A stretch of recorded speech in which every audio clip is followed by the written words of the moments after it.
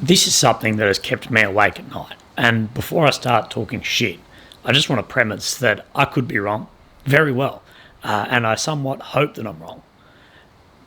I'm nothing more than a billy lid digger in front of a camera talking shit, rather than, talking in the breeze ways.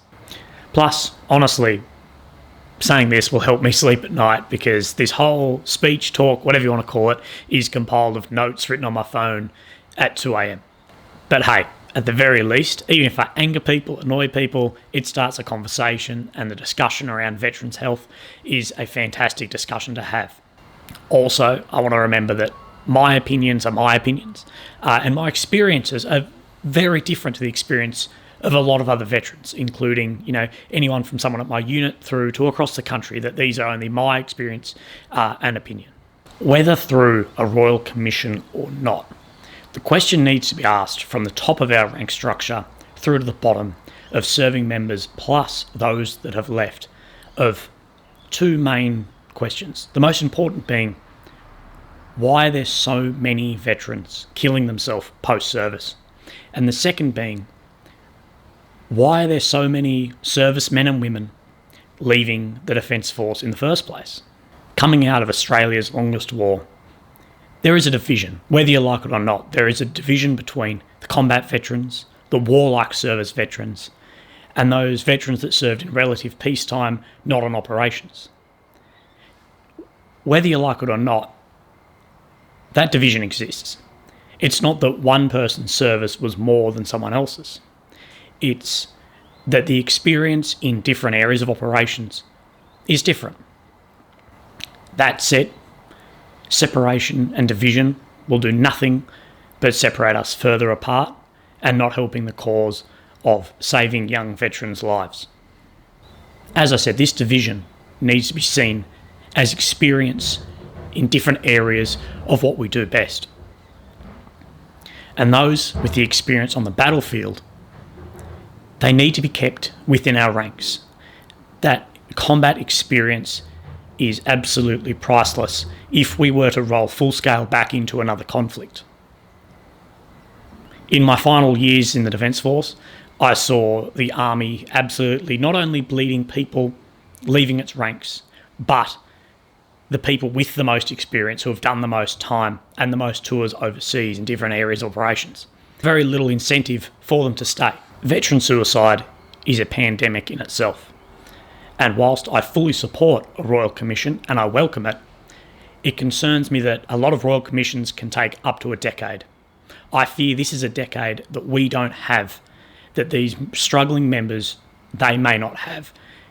And I ask myself, will it overturn any stones that we don't already know? I don't know if it will deliver any result that we, as veterans in our community, don't already know and don't already see the issues. I believe while this Royal Commission may be going on in the background, we need to do what we've always done best. Look in and look after each other and our community. Not only looking out for each other, but easier passage of information for what veterans are entitled to. I myself served 6.5 years and I still don't know exactly what I'm entitled to. It seems a bit like the flavour of the month is to shit on the Defence Force, the Department of Veteran Affairs, and anything related. It may be an unpopular opinion, but I don't really buy it. I've had a pretty rough time with the Department of Veteran Affairs regarding my tumour not being accepted for any liability. But at the end of the day, that is a very hard one-off case. And the policy may not be in place for them to accept it. And as far as I'm aware, it's being taken as case law for a future, for any future diagnosis that are similar. But as far as my accepted conditions go, and mental health, my treatment has been absolutely fantastic. At the end of the day, I think we need to understand that we are a volunteer force. We volunteered, we signed the dotted line, and we took the risk and the responsibility that goes with that. And even the experience of something like my tumour, which is an unaccepted condition and very complicated, my care has been top-notch, both within the Defence Force and out, if not better now that I've transitioned out and I've got more options of picking a doctor and specialists as I see. I really hope this inquiry pulls up something that we've overlooked. But I think the answer isn't going to be more funding or more compensation, as we are leading the world in both of those aspects. That said, we as veterans need to acknowledge that there are finite resources available for us, and that a day one digger is just as eligible for everything as a 20-year digger who has served multiple tours overseas.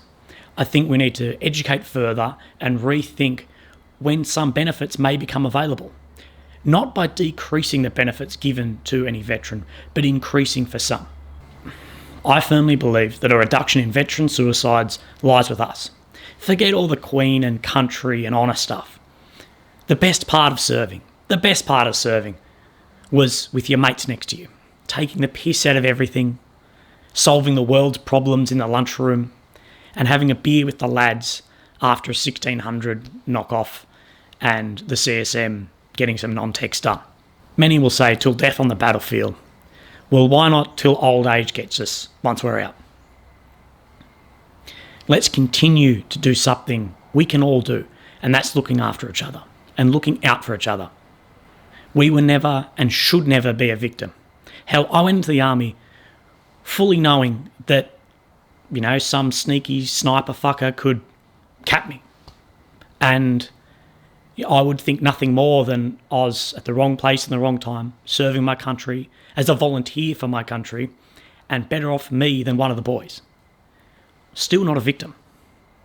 Yeah, I worked for some flogs. There's some in every workplace, and there's a lot of people that probably think I'm the largest one of them all.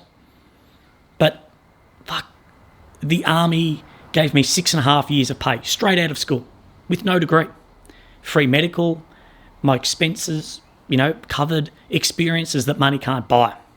We honestly have the best gear and the best training in the world, and I've made the best mates in the world.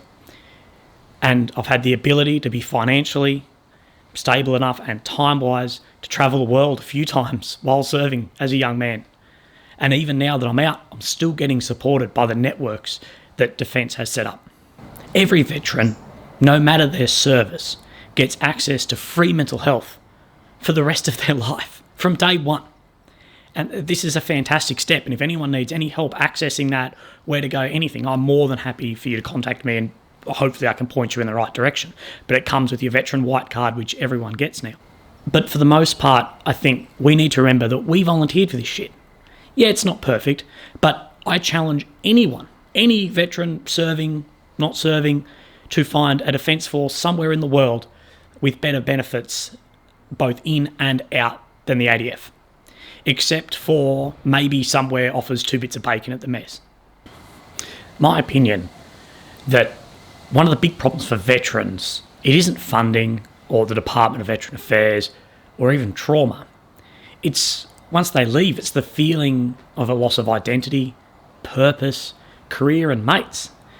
I think maybe a small improvement that we could make is making veterans inroads into similar careers, such as, the firefighters or the police. Making those easier and recognising their skills and experiences that they may not have a piece of paper certificate showing. Having inroads rather than these veterans going into a pool of applicants and then up against all the recruiting age, sex, diversity quotas that cull a lot of applicants at step one. These veterans may not have a certificate putting them as the best recruits for these jobs. But the foundational non-certified skills of working in a team for a rank structure in a high-stress environment makes veterans fantastic candidates for these positions. Our first goal for serving members should be to see why so many people are leaving the forces to begin with, and why morale is at an all-time low in one of the most peaceful periods of our whole Defence Force. I think Defence needs to identify and establish a fixed identity in this new world. Personally, I think we go back to identifying as a politically neutral, elite fighting force. As you're better off a warrior in a garden than a gardener in a war. Instead of incentivising getting out of the forces, we need to focus on the incentives to stay in. Maybe some of the benefits that are given to those who leave need to be brought forward and become available while the member is still serving. Something that sometimes goes overlooked, I feel, is listen to the diggers and the junior leaders. As a junior leader myself, the junior leadership was told time and time again that you are the backbone of the army. And the junior leaders are the backbone of the army. But they need to be treated as such. And lastly, I think we need to focus on the reduction of double standards, regardless of age, rank, an enlisted member or an officer, gender, your ECN, fucking anything. We need to establish a standard for the specific job requirements, and that's it. No ifs, no buts. One standard for the same job. Remember, no matter who you are, especially me, everyone is a lid to someone. So leave your ego at the door. Duty first. Thanks, guys.